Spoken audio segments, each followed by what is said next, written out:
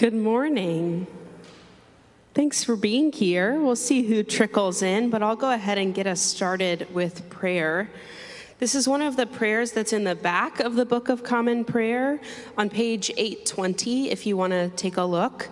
I always like to remind people of the resources that are in the back of the Book of Common Prayer. The 800s are some of my favorite pages in here because they have a prayer for just about everything. So I'm going to pray the prayer for our country. It's a little longer, but it has some good stuff in it, so I'll offer that this morning. God be with you. Let us pray.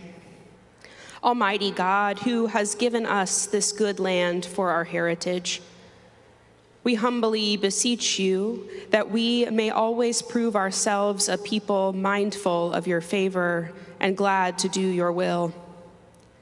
Bless our land with honorable industry, sound learning, and pure manners. Save us from violence, discord, and confusion, from pride and arrogance, and from every evil way. Defend our liberties and fashion into one united people, the peoples brought here from the many kindreds and tongues. Endue with thy spirit of wisdom those to whom in thy name we entrust the authority of government, that there may be justice and peace at home, and that through obedience to your law we may show forth your praise throughout the nations of the earth.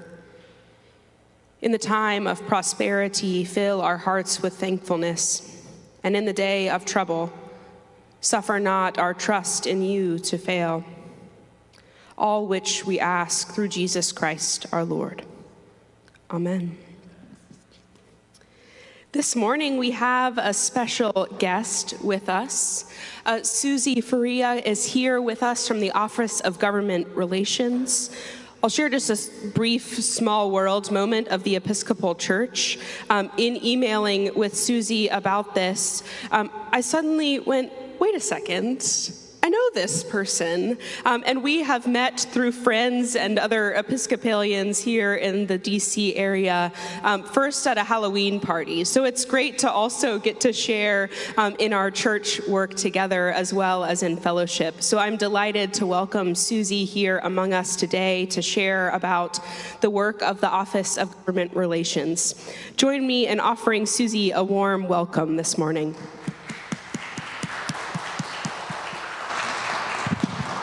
Thank you so much, Adeline. It's a pleasure to see you again.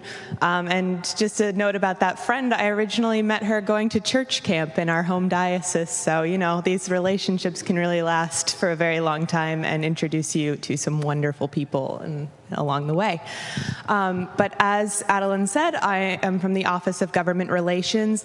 And just before I get started, we are based in DC, and so I'm just curious how many of you are familiar, we can do just by show of hands, with our work or are already members of the EPPN, which I will also talk. Okay, so a few of people, not everybody, great. We can tailor that more later on when we hit some questions. But to get us started, just a minute. There we go. I just want to emphasize what we do. So OGR, or the Office of Government Relations, helps to shape legislation and influence lawmakers on Capitol Hill on behalf of the Episcopal Church. So we highlight the experiences of Episcopalians and Anglicans globally, as well as partner with other faith-based organizations in this effort. So we manage the Episcopal Public Policy Network, which is the EPPN, and that's our grassroots network of Episcopalians, and that's one of our primary means to engage Episcopalians in this work of federal advocacy. So our mission, advocate, influence, and amplify. Advocate and convey the policy priorities of the Episcopal Church, which there are many. Influence to help shape that policy and legislation and public perspectives in hopes of aligning it more with our values as a church. And amplify to highlight the voices and experiences of Anglicans and Episcopalians to the U.S. federal government. So this is our official mission statement, just for sake, and I want to highlight two things. One, we were established in 1979, so we've been doing this for quite a while. And two, one thing I did not mention is that all of our policy positions are based on General Convention and Executive Council. This is really important to note because if we have not spoken on something, that probably means we don't have guidance on it. We really manage a lot of things at one time, but we are not making these things up as we go. These are given to us by these bodies of the larger church. So the mission of the Episcopal Public Policy Network, of which I hope you'll all maybe be willing to join later on, is to educate, equip, and engage. So educate Episcopalians on issues and how General Convention has spoken about these issues, and then equip Episcopalians to then provide those tools and resources to help impact those and share those policies with federal lawmakers, as well as engaging Episcopalians around the country and internationally to engage in this work to address societal problems at large. And then I do want to just highlight, because I think it can sometimes be easy to forget when we're kind of in our U.S. bubble here, but in addition to the Episcopal Church being an international church, we are also rooted in the Anglican Communion, which is the third largest Christian denomination globally, with over 80 million members in 42 regional and national member churches in over 165 countries.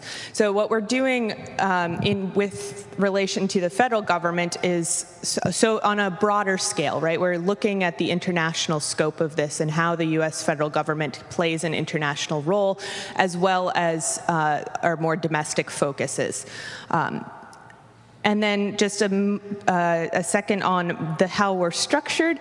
We are part of a team called Ministry Beyond. So this includes Episcopal Migration Ministries, the Ecumenical and Interreligious Office, as well as our Global Partnership Office. And we are all overseen by the same canon, who is under Presiding Bishop Curry. So that's just a note on how we all kind of work together, and all of us have both domestic and international facing elements in our offices. So, I mentioned policy areas. We have many. We try to organize them, and for the most part can organize them into these 5 general categories, which are outlined by Presiding Bishop Curry at the moment. So we have creation care, ending poverty, racial reconciliation, migration, refugees and immigration, and human rights and peace building. A lot of our policies can fit into multiple categories or have a lot of intersections with other areas. For example, a lot of our racial justice work bleeds over or is deliberately connected to other elements, whether it's creation care, ending poverty, migration, etc. So while these are kind of broad categories, there's a lot of fluidity for the individual public policy resolutions. So, why do we do this work? We've been asked to do this by General Convention for decades now, but why do we actually do this? And I'd be curious to hear from you why you believe that this is something that the Episcopal Church should be doing. So if anybody has any suggestions or would like to step up to the mic and offer a version, I'd be happy to hear. And if not, no pressure. I don't like to pressure people to do this early on. But I could give you 3 examples that we often cite in this. And that is Scripture. The first reason we believe comes from Scripture. And so from the Old and New Testaments, including the Gospels, there are multiple examples of speaking to power and multiple calls to do so in our ministry as Christians. And so we often cite this passage from Proverbs: "Speak out to those who cannot speak, for the rights of the destitute. Speak out and judge righteously. Defend the rights of the poor and needy." And so we see that as a call from Scripture. We also know that the U.S. federal government just has an enormous scale that we as a church do not. And so an example of this is that 90% of all food assistance comes from SNAP, which is a federal government program, and that's just an enormous level of being able to reach people who need help that we as churches can facilitate in but cannot take on exclusively on our own. We do need to work in tandem with these groups and make sure that these programs can exist and remain funded. And then, of course, there's authority. The federal government has a particular authorities on a lot of different issues that just no other entity has. And so if we want to influence those areas, we have to engage with the federal government directly. So refugee resettlement in this country is one of the purest examples. And I was hearing that your parish is involved with Rainbow Railroad and a number of refugee resettlement groups. So that's wonderful. So you already are familiar on this topic. And so EMM, or the Episcopal Migration Ministries, is supported by thousands of Episcopalians who are donating money, time, and other resources to help these refugees start new lives in the United States. And none of that work could happen without federally approved refugee resettlement money. And so, EMM's budget is enormous, and most of that comes from the federal government as one of 10 refugee resettlement agencies. So how do we do this work? We advocate based on creative measures that are more of an art than a science, but at their core, they're based off of relationships. So we really emphasize relationship building with individual Episcopalians, but also with our members in the federal government. So we'd like to use the iceberg metaphor. I know it's very common, but we think it's a good way of showing some of our more public-facing work, which includes public letters and sign-ons. We have our action alerts, which I'll go into in a bit. We will hold press conferences. We do our listserv through the EPPN, but also we have our social media resources.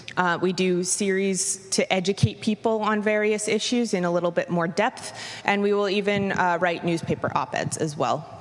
And so some of these types of, or you may be already familiar with some of these things that we have done from our office, or you may not, but this is all of our most public-facing work, stuff that we can openly kind of talk about and everything like that, and that you can often participate in. To go in a little bit more depth, we just have some of our more recent sign-on letters. So we have been advocating against the death penalty for a very long time now, and so we've recently signed on a letter for that. We have letters on accessible housing. There's an ecumenical letter on Israel-Palestine directed to the UN Security Council, as well as ones on Palestinian displacement and Cuban sanctions. Basically, what I'm trying to say is that there's a lot of different letters that we sign on to that address a lot of different topics. We also do occasionally, as a church, write amicus briefs to the Supreme Court, which that image is an example of. Those tend to come from the presiding bishop, so his name is on it, and that's more determined by our legal team with guidance from us, but we do not write those because we are not legal experts. But also we have our action alerts. This is kind of our biggest and lowest barrier of entry if you're just starting to get involved with our office. So these all contain information about a specific issue. They often reference a bill that would help to solve that issue. Maybe not solve it completely, but at least make the problem better. And then it features a pre-written message to your representative. And if you live outside of the district, also often to senators. And then we have our educational series here. So here are 3 examples of those. There are more on our website as well, but we kind of break down these different issues and what the church has said, as well as we can often add a little bit of theological stance into these as needed. And they just go in more depth than we can often do in our action alerts, which we try to keep as concise as possible. And so just to educate you on various issues that you may have been aware of or are even very passionate about, but maybe you're missing like a piece of information here or there. Below the surface of the water on the iceberg, this is where a bulk of our work happens as an office. And so this is often less known to the church at large, but we inform our public engagement as well. We don't like to keep secrets here. It's just most of our day-to-day stuff is not stuff that we're actively advertising all of the time. So this features a lot of relationship building with government officials, not just to hold them accountable, but also to partner with them on issues where we can. We work in coalition with many other faith-based and secular organizations. Most of these are other Christian denominations like ours, but there are interfaith groups as well.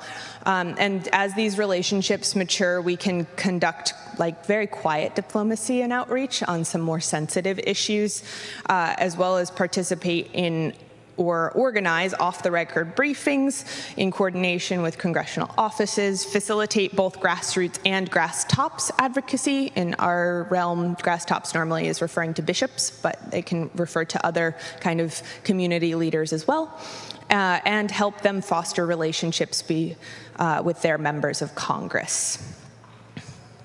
So to whom do we advocate?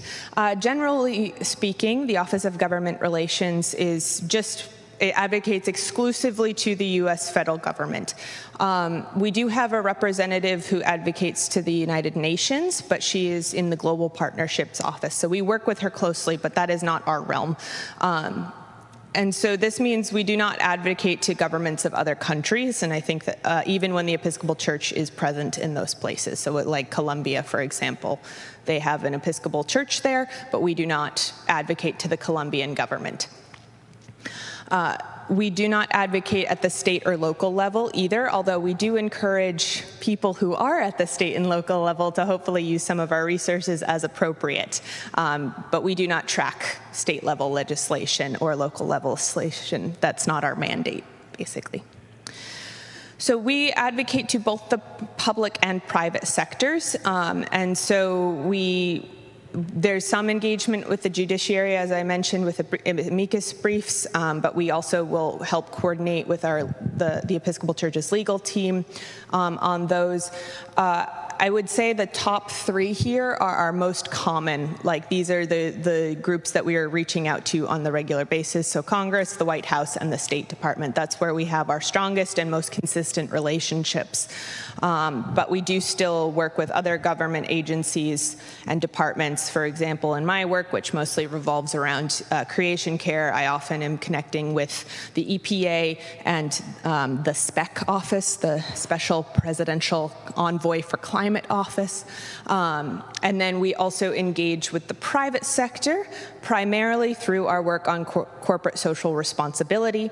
And so this is often done with a group called the Interfaith Center on Corporate Responsibility. And so this is a ecumenical and interreligious group that are all kind of trying to make sure they're using the money and resources they have to in the private sector appropriately and influence the private sector as possible.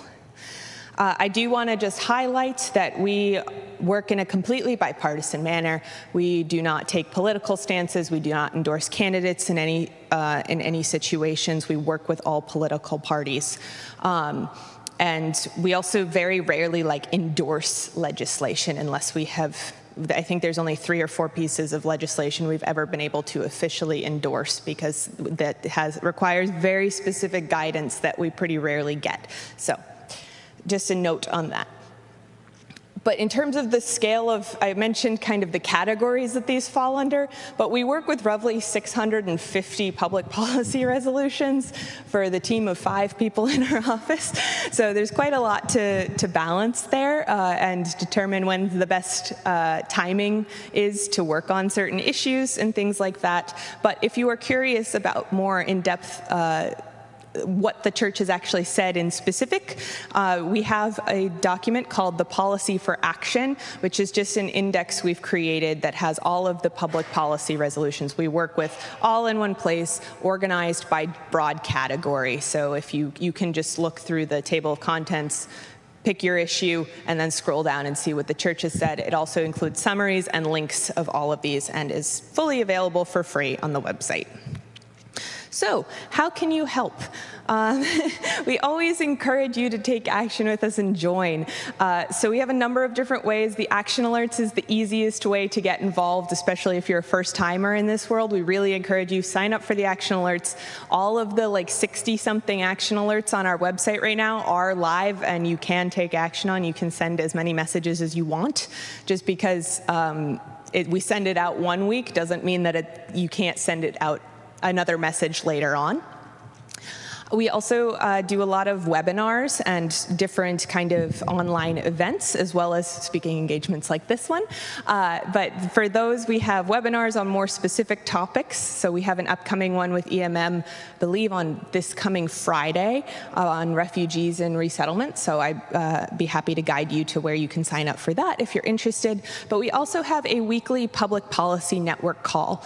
And this is at Thursday at 1 p.m. And we have a really wonderful group of people join, and they can also you can share resources on advocacy in the chat, but you also just get to hear what we are working on and hearing about. This is off the record, so if you can't join us at the time, we'd be happy to answer any questions you might have in the follow-up, but it is an off-the-record call just so we can be fairly candid. We also have 2 volunteer programs if you're looking for the next tier up. We have our ambassador program, which just kind of does a little bit what I'm doing now, which is just spreading the word about our office. There's still a lot of churches and people, Episcopalians, who don't know what we do. And so the ambassador program seeks to try to educate people a little bit more broadly about our work and hopefully encourage them to join us. And for this election cycle and the past 2 election cycles, we've had our election activator program. We do that about every other year or so. And so we'll finish up in around January. We'll wrap out this election cycle post inauguration day. But we basically connect Episcopalians with various election-based resources. And they come from a wide variety of states and backgrounds in terms of election engagement. For both the ambassador program, or for the election activator program specifically, there is a nonpartisan pledge that needs to be signed in order to work on that. But yeah, some really wonderful opportunities with some really great people both leading these groups, but also just the communities involved as well. And then in terms of our impact, this past year we've had over 70,000 messages sent by Episcopalians to Congress, which is fantastic. If you'd like to help boost that impact, again, we encourage you to send your own messages on the over 60 action alerts on various pieces of legislation. And then the next step beyond that as well is just to meet with your representative as well. Eleanor Holmes Norton is actually an Episcopalian, so you at least have that in common. So we'd love for you to join our impact. We have other tools for advocacy. We have a podcast that has 3 seasons out, the most recent of which was all on elections engagement work. We have a faith and citizenship advocacy guide, so that kind of breaks down in more detail what I talked about as to why we do this and why we feel that this is an important call to us as Episcopalians. You can set up a postcard project where you mail postcards to your officials. We have the Vote Faithfully election toolkit, so that's another version that's, it's a little bit like the Faith and Citizenship Guide, but it's specific to elections. We have a curriculum that you can engage in if you'd like to set one up at this parish on civil discourse, which basically just helps break down how to have really tough conversations with people who have different views than you. We have our Policy for Action, which I went into, and our educational series, which I've already mentioned. But just to wrap up, we'd love you to join us or anything like, or in whatever capacity, whether that's just signing up and taking action alerts, action on an action alert once a month, or joining us every week for the calls, or joining one of the programs that we have set up. We'd love for you to join us. And I'm also happy to take any kind of questions. I know with DC crowds, a lot of you are already very familiar with the federal government if you're not actively working for it. So you tend to be at a slightly next level in terms of engagement work. So happy to hear from you at this point. I actually have a question.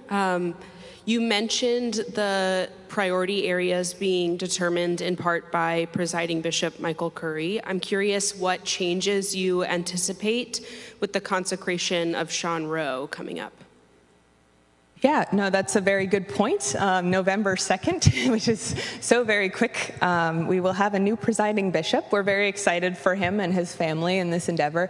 We're not entirely sure if he's going to change that. those were very specifically guided by Bishop Michael Curry, but Bishop Sean Rowe hasn't necessarily said anything that would indicate that he's going to like completely overhaul it. He has really emphasized wanting to continue the work that Presiding Bishop Curry has set up, especially around racial reconciliation and creation care. Those are two ones that he really wants to keep. And so we'll see how if he changes his mind. You know, he's got 9 years. He can kind of play with it as he feels comfortable. But for right now, while we're still part of Presiding Bishop Curry's staff, that's the organizational structure we're dealing with. I know that Bishop Sean Rowe has really emphasized wanting to focus on dioceses and making sure that they have the resources that they need, which, you know, we have these types of engagements from our office, but, you know, there's lots of different things that we can do to aid with diocesan help in addition to what we already do. So, yeah. Good morning, and thank you so much for joining us today. We at St. Columba's are involved in the Washington Interfaith Network, and so I was curious to hear more about how your office engages with other faiths in in this work. Yeah, absolutely. So we are primarily part of a coalition called WISC. So it's the Washington Interfaith Staff Community, which is basically just a bunch of organizations that are the counterparts of ours for different faiths. So there are Jewish organizations, Muslim, there's the Baha'i organization there, and then a bunch of Christian denominations as well. And so we're regularly in contact with them. They are often the ones that we're working on letters with. That's one of the most visible outcomes of those. But we also share information across organizations. So, for example, we've been doing a lot of work on what's been going on in the Middle East right now, and we don't always have all the resources to research everything and check in, but the Friends Committee on National Legislation, the FCNL, they have a whole team of people working on this, so we're able to work with them in terms of checking in, seeing what's going on. All right, what is our call to how do we engage on this, that type of thing. So yeah, and then I'd say that we often also work with groups that we don't agree with 100%, right? We are the only Episcopal Church, and there's lots of other faiths that we have disagreements with every once in a while. So we do work with faiths and other ecumenical groups where we can, but that doesn't mean that we're always working with them on every issue, right? So in the past, we've worked with the Southern Baptist Convention on issues around climate change, but we don't necessarily work with them on LGBT rights because we disagree with their approach to things. So there's lots of different ways we engage, but we are in constant contact with members from ecumenical groups and interfaith organizations. So I hope that answers your question. Hi, this is great. It's really wonderful to hear about this work happening, and I'm going to try not to get too in the DC weeds with the questions that I have. I have two questions for you. One is, you mentioned that you're sort of limited by the kind of directives that you get in terms of what pieces of legislation you can take a position on, we can take a position on. So I'm wondering, but then also there are a lot of action alerts that are about taking action on legislation, so just how many is that? Like, what is that really? And then also, what are the things that, if it's not taking a position on legislation, you might be doing in terms of educational work across the board? Yeah, so that's a great point. I emphasize we can only endorse so much legislation, but we often will find bills that we just happen to align with our policy position. So I like to call it kind of translating for the church. Like, you're translating from the Episcopal Church's stance to Congress and then vice versa. So while we may not endorse a piece of legislation all the time in our action alerts, we will just find one that gets us closest to the goal of the Episcopal Church in that stance, if that makes sense. So, for example, we have one about the Recovering America's Wildlife Act, which would just permanently fund the Endangered Species Act. As a church, we endorse the Endangered Species Act, but we have not endorsed the Recovering America's Wildlife Act. But that doesn't mean we can't support it based on the resolutions. And so support is just different from endorsement. So I think that's the main piece to answer your question.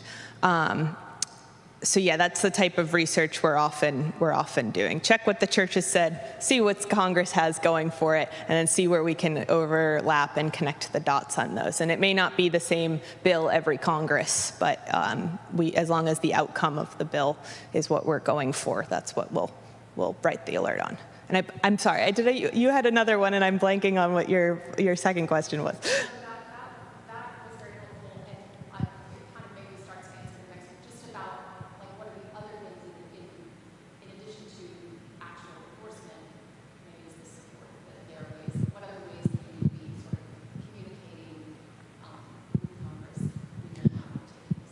Yes, so another way that we kind of communicate with Congress about things is occasionally we have to tell them we don't like something. So I was in a call recently with a senator's office from South Dakota, and I had to be like, well, we're very grateful for your work on X issue, but we're not as grateful for your co-sponsorship on this bill that we believe would harm. It goes against our church, and we believe it would cause real harm. It's called the EATS Act. It's the one that's gotten quite a bit of attention around pigs and California's livestock laws. So we do share when we disagree. We may not have an action alert very often about that type of thing. But again, I'd say a huge amount of our work is just meeting with representatives and people from the State Department and other agencies and just communicating with them more directly, even when it's kind of outside of the realm of the action alert. And we do encourage EPPN members as well to do that type of thing, but we just don't offer it as the first step because it tends to take a little bit more research, and it can be a little intimidating sometimes, which is fair. But yeah.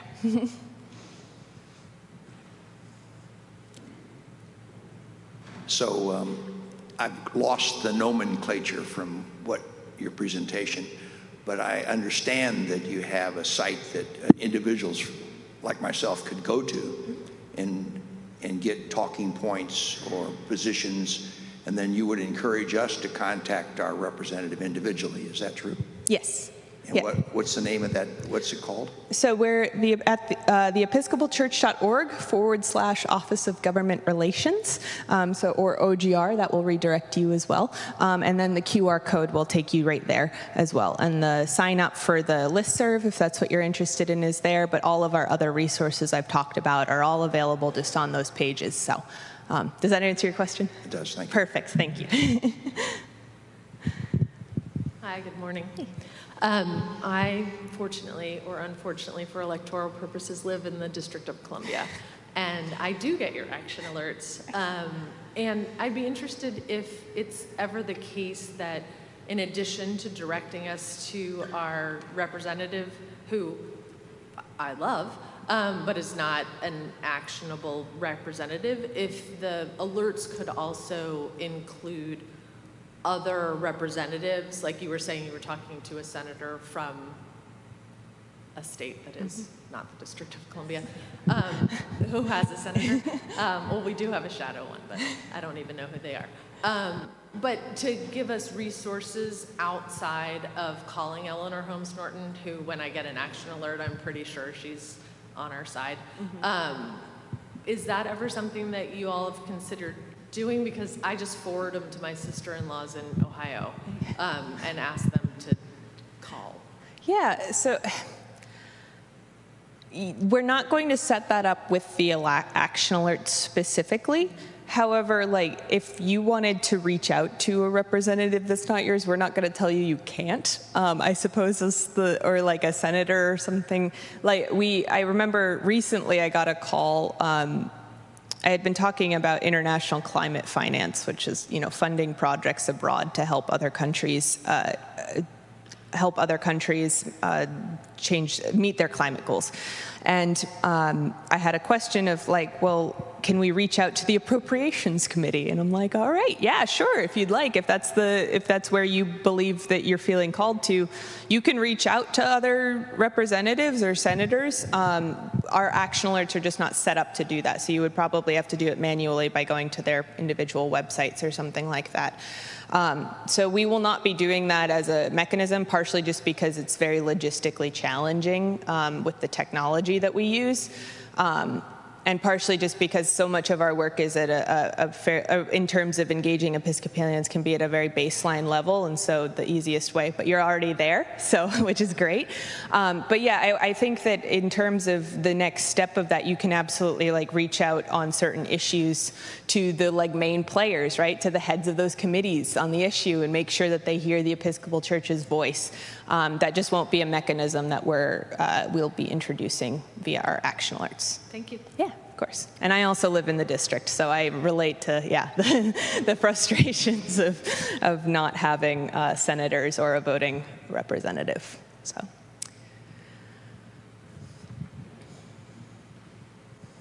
Good morning, I'm Paul. Thanks for being here. Thank you. Question is, you mentioned State Department, and their focus is largely international. So I'm wondering what you do with them, that agency. Yeah, there are a number of different ways that we engage with the State Department. I think most prominently, as of the last year or so, it's been related to Palestine and Israel, and kind of hoping to, we're trying to promote the idea of peace in the region as opposed to escalation. That's been our main call. We've been calling for a ceasefire since last October. So there's a lot of meetings that happen on various issues. Another big one that we talk about is on PEPFAR, or the President's Emergency Plan for AIDS Relief. That's been something that we've just been in massive support of, because it's one of the best examples of good international policy we have. It's just made an absolutely enormous difference in terms of keeping the AIDS virus under control, and then helping to actively reduce the rates of it in other countries. So those are two of the biggest examples in terms of our contact. We also are regularly in contact with the State Department on Haiti, because what's going on in Haiti right now is quite horrific, and we're trying to, and Haiti is also the home of the largest Episcopal diocese based on membership.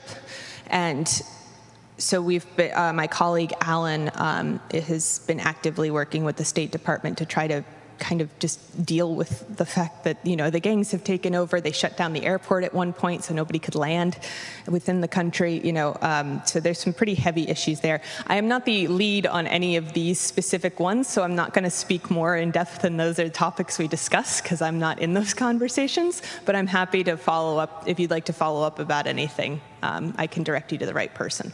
One other question, they used to have, and I don't know if it still is, an Office of Religious Affairs or Faith Affairs. Do you know if that's still in existence, and how you might coordinate, or how they might coordinate? Yes, we have the White House. Oh goodness, what's their official name? Yes, it's Faith-Based Partnerships. That's the name of the office, and you can find that on the White House website. They have a weekly call at noon on Thursdays, where they give out kind of information on what's been going on. We've also most recently, just within the last few weeks, started sharing government release resources directly, and there is a few that are very specific to houses of worship that we've been highlighting as well. One from FEMA, and then one from the Office of Faith-Based Partnerships. So yeah. Thank you. Mm-hmm. Of course. Hi, thank you for being here. I have a question. I enjoyed in the beginning of your presentation when you shared why we engage in this work, but I'm curious just what I know about lobbying, which I don't think that's a word that you've used, but how we have politicians engaging with groups. Why do the people, the members of Congress and the other politicians and leaders engage with us? I have an answer in my head, but I'd love to hear your response to that. Can I ask what your answer is? I'm curious. just because it's the right thing to do in the world, that's to be empathetic and to love and do this work. Yeah, I mean, I think that's definitely a factor. In terms of other reasons, we are still voting members of the public. Of course. The Episcopal Church specifically has just such a unique history with the foundations of this country as well. And even though we're not necessarily one of the largest denominations, we still have an outsized role in the federal government. We have a higher than average number of senators and representatives who are Episcopalians, many of whom are very active practicing. Senator King from Maine is one of the most devout Episcopalians that I know of in Congress. So there's the directly saying, hello, you are a member of this church. This is what this church believes in. We hope that we can align on these issues is definitely part of it. But I think just in general, speaking to the moral voice is a very important thing. That's something that comes up constantly in our calls, especially with our interfaith partners, is just making sure that on a moral level we're speaking to them. But we also just think that the more, there can be a lot of bad actors that they're regularly meeting with. I don't think that's a secret to any of us. And, just having a counterbalance of that, of being like, okay, they may be representing this corporation, but they're not representing the people, right? They're not representing individuals who are going to be impacted by these things. And so those are always going to be important. We also, I will say, with some of our closer colleagues, Senator Van Hollen comes to mind. They often ask us to help them as well in terms of outreach. Occasionally a member of Congress will be a little bit out on a limb on an issue, and being able to just say, hey, you're doing the right thing. We're so grateful for your work. Saying thank you in a relatively thankless job, I think, can go a long way in terms of building a relationship. And we've definitely been able to build a lot of relationships by first saying, thank you for your work on this issue. We're so grateful. We'd love to see how we can work with you going forward. And as you build those relationships, we do get phone calls of being like, hi, who are you talking with on this issue? Who can we reach out with to get them to co-sponsor this bill? Those types of things. And so that's where so maybe it's a little weird at the first meeting, and maybe they're not as interested in us, but when they can kind of see that we have something real to offer, that's when a lot of really great work can happen.